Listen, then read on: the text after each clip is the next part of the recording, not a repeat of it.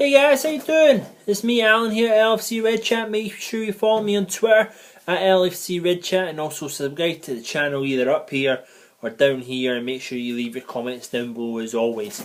But what a fantastic game that we got to watch today. A 3-2 win for Liverpool. Mario Balotelli getting the late winner with the little tap in. Fantastic for him. I was over the moon for him to get that monkey off his back.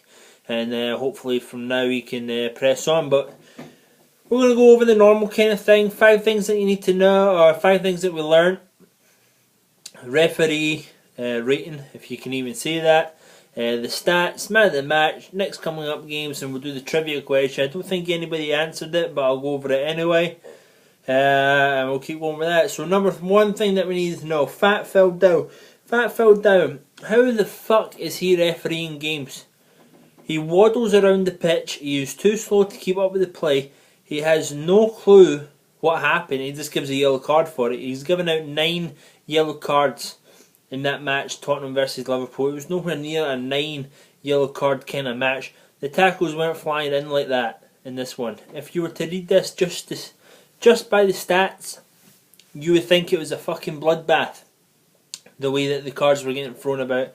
Any tackle whatsoever, your first time offence was getting a yellow card. Gerrard's tackle that ultimately led to the Harry Kane being offside for the free kick, and that led to Tottenham's second goal. He won the fucking ball. It is so... Even with that one, the fat bastard was standing right there, and his big old chubby cheeks, he couldn't see that Gerrard had won the ball first, fairly and squarely. But Fat Phil waddles around, makes it all about him. Don't talk to me. He gives it the face and everything. When players are complaining and stuff like that, you know, the fucking eyes, and he's useless. Sturridge's penalty claim, I wasn't going to give that if it wasn't for an assistant referee that actually knew who the fuck he was talking about. Phil Dow again. The ball's in the penalty box. The referee should be on the edge of the penalty fucking box. Where's Phil Dow? Waddling up behind. Oh fucking hell, can't see anything because every fucking player and their dog is ahead of me already. You can't see nothing. Useless and fat. I don't know how he can pass a fitness test to go through that. How the FA, the English FA, can say that he can possibly keep up with modern football players today. Useless, so he is. And he's forever getting decisions wrong. He's forever making it about him. Forever behind the play. He's... Oh my god, I could go on for at least 10 minutes in this fat lump of lard that you see waddling around in a extra tight referee's uniform. It's disgusting. And the yellow cards every fucking minute he was giving out a yellow card for this, for that, and all the rest of it. Just useless. Anyway, we started off with the negatives and we're going to move forward. So number 2 thing, Balotelli. So I'm over here in the States, okay. I live in DC. Watching it on NSNBC. No, not NBCSN. Oh, fucking get mixed up with the letters. But anyway, you got on there Robbie Mustoe and Robbie... I can't remember his name. They weren't even that great anyway as English footballers, but they managed to land a gig over here talking about it. So they're going on about Balotelli after his goal. So this point is even about Balotelli scoring his goal, which he did very well. A fantastic run into the box that 6 months ago he wouldn't have done until he was there at Liverpool. But he's ran into the box, made himself available, and knocked home the winner for Liverpool.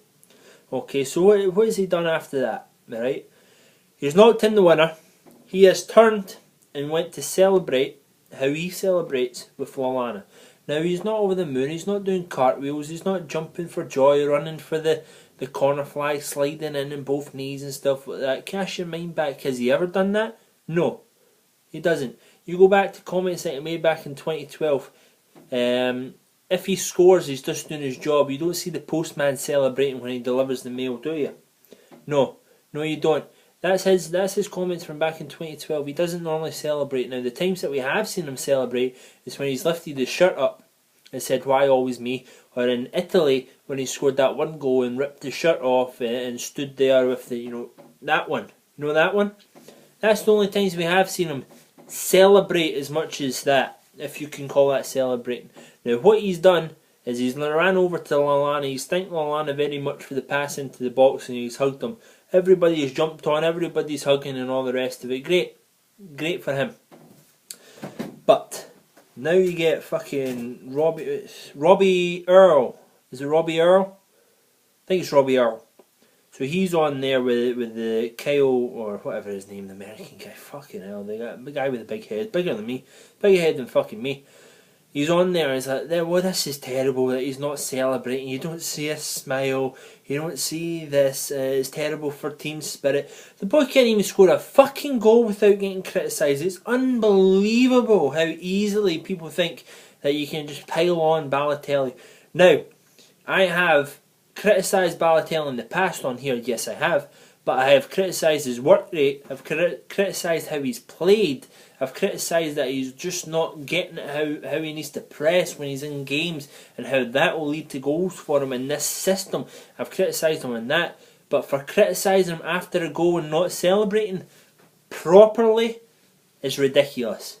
Okay, so they've also went on to Balotelli walking off the pitch at the end. The game's over. The final whistle's blown. He's getting out of there. Big deal. Who cares? Okay, Balotelli is, I think he's my age, 24 years old. Alright? The boy has been heavily criticised for the last couple of years now. Okay, even before when he was at Man City, then he was at Inter, and then back at AC Milan, then he's here at Liverpool. He's been criticised heavily at Liverpool by the talking heads, the media and all the rest of it. And you know what? See when you're 24, you may look like a man. Balotelli looks like a big fucking man, alright? But he's not. Inside he's a 24-year-old boy who's still trying to find his way. It is very... If you put yourself in his shoes, you're making all this money, everybody wants to know everything about you, there's cameras everywhere, everybody's telling you this and that, and how you should be and how you should act, and everything else. He's an individual, he always has been, we've known that forever.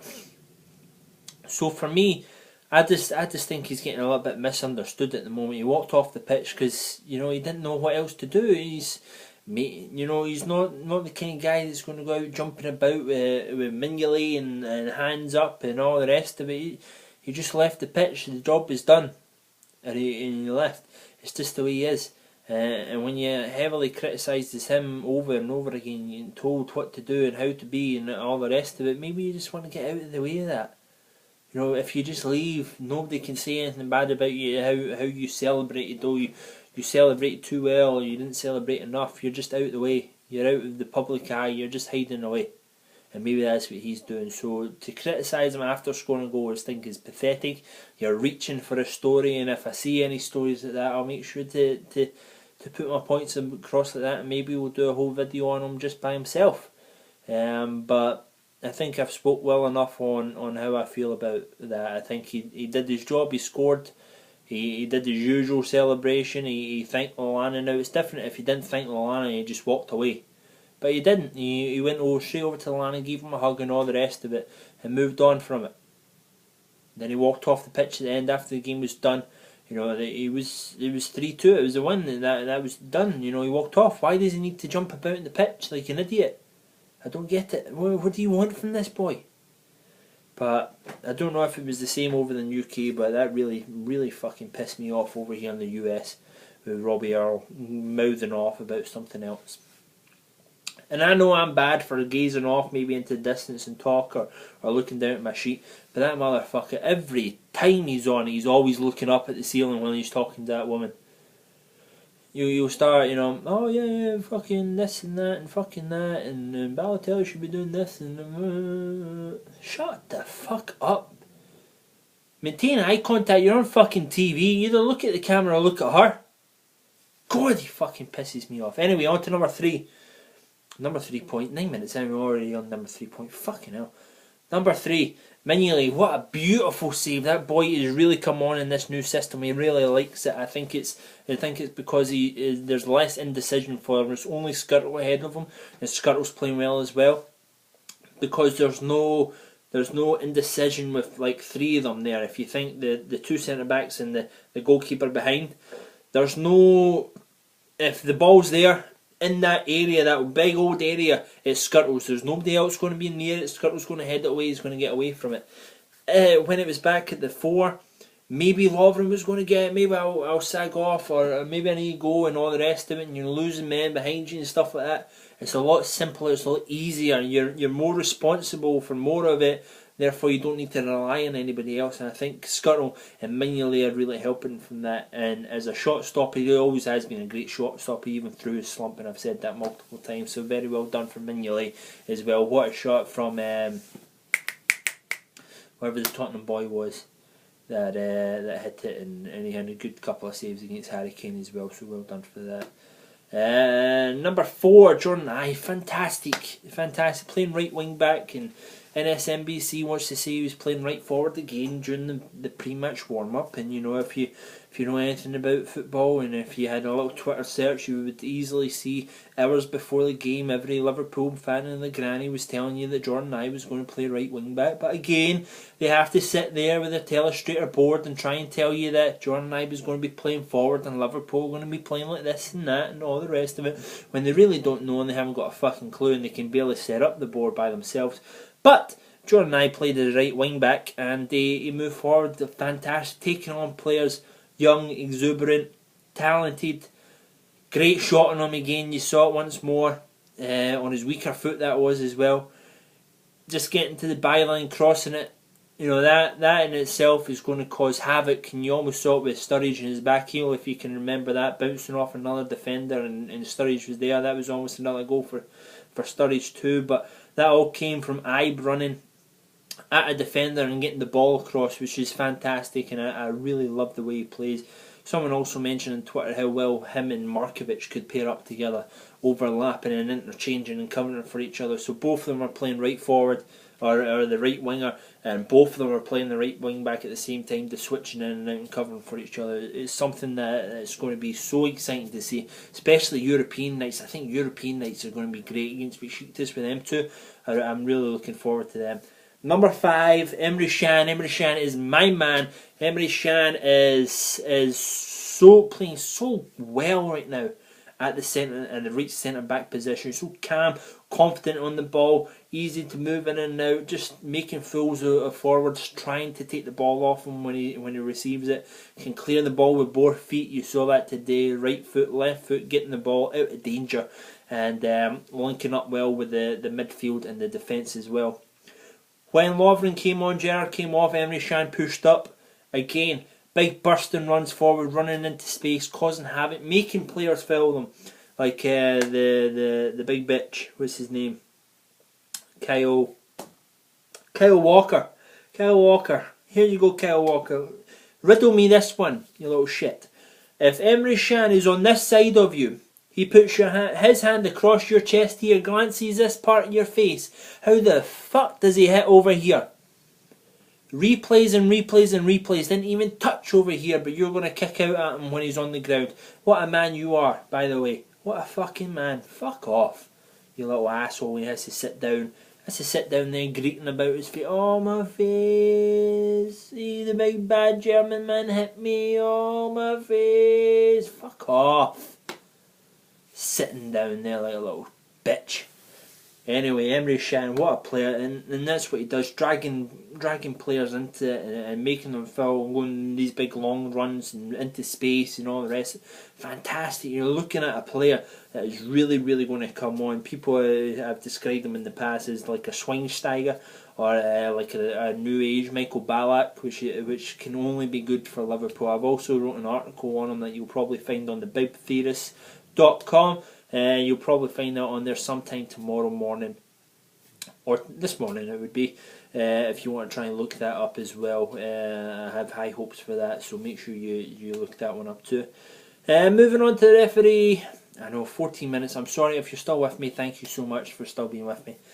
Phil Dowd, 2 out of 10. You know, 1 point for turning up on time. 2nd point for remembering his whistle, and that's about it for him, because he was a fat, lazy little fucking shit. But anyway, stats. Liverpool had 7 shots on target, Tottenham had 5. Liverpool had 16 shots total, Tottenham had 15. Corners, Liverpool had 5, Tottenham had 7. Pass percentage, Liverpool were down to 74. 75%, and Tottenham down to 74%. If you remember from the preview video, both Tottenham and Liverpool passed around about 84-82%. So the pitch really shows there how the passing was affecting, and the pitch was poor. Tackle percentage, Liverpool 58%, fantastic. Still leading great guns there. 53% for Tottenham, and possession 51 for Liverpool, 49 for Tottenham. My man of the match, my man Lfcredchat, man of the match all day. Just the versatility of him, moving from right centre back, defensive midfielder, moving into attacking midfielder, causing problems, wreaking havoc. I think he did really, really well. There's another one. Man of the match on NSNBC. Who was it? Balotelli. He was only on for 10 minutes. He scored a great goal. Yes, he scored a goal. But you can't be man of the match just because you scored a goal in 10 fucking minutes. How can you even be the man of the match? The whole match. 10 minutes. Then you go on and fucking slate him. Unbelievable. Next couple of games coming up. Crystal Palace on Valentine's Day. Besiktas on the 19th, Southampton on the 22nd, and you're back into Besiktas again to round out the whole of February. Very important games coming up. The FA Cup one, super important. Beating Tottenham, a team that's ahead of us, 3 points off the top 4 now. Fantastic. It's what you need to do, like I said in the preview video, if you're looking for it. If you want to be the top 4, you need to beat the top 4 to get there. It's the only way you're going to do it. You can't rely on everybody else to beat them and you just to slide up there when you feel like it. So Southampton, another team that's ahead of us coming up. That's the next league game, which is a full 12 days away. We've got the FA Cup and Europa League before that. And then we'll be back in it. But guys, if you can't tell by my videos, I was super excited about that one. Celebrating with Balotelli. Oh my god, jumping about like a Looney Tune. Just great. Just great. Markovic had a great goal running by himself. He then fizzled out towards the end though, and Gerrard slotted home that penalty. Just to pick up on that, you see why we haven't had too many penalties, because we haven't been having too many runs in the box like Sturridge did there, even in now, making defenders make stupid tackles like him and Suarez were doing to all the numpties last season. So that's why we haven't been getting as many penalties as we should have been, just because we've been more in the perimeter, because we've been having perimeter players, you know, Sterling, Coutinho, Lallana and stuff like that as our front 3 beforehand. But now you got Sturridge back, and that's what he's going to give you. He's going to give you a penalty, or he's going to score a goal with his runs in the box. So that's what you get. Make sure you subscribe to my channel either up here or down here, and comments down below as always. Tomorrow, it's a little bit late now, but tomorrow I'll get you up the Tottenham post-match interview with Brendan Rodgers, and we'll go through that, so that's something for you to look forward to. But comments down below, as always. Thank you so much guys for sticking around for 18 minutes. I know I went on a little bit, but I hope you liked it.